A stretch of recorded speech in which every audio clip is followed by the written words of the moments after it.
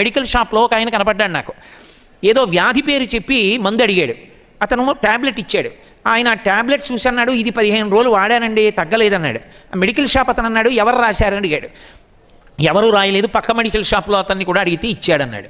అతను అన్నాడు, డాక్టర్కి చూపించుకోకపోయారా అన్నాడు. అంటే అతను నవ్వేసి, ఇంకేదైనా ఉంటే ఇద్దరు కాస్త చీప్గా ఉన్నది అన్నాడు.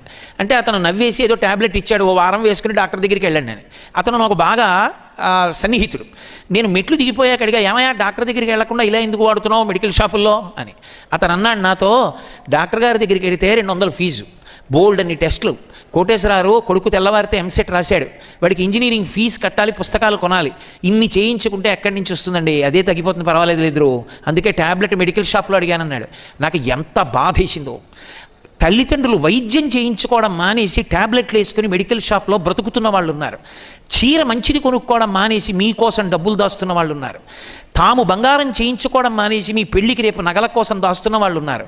అటువంటి అమ్మని నాన్నని మోసం చేయడం, అమ్మా నాన్న చెప్పినట్టు బ్రతకకపోవడం కృతజ్ఞత. అందుకని కనీసంలో కనీసం ఎప్పుడైనా ఒక తప్పు ఆలోచన వస్తే మీ అమ్మగారిని నాన్నగారిని జ్ఞాపకం తెచ్చుకోండి.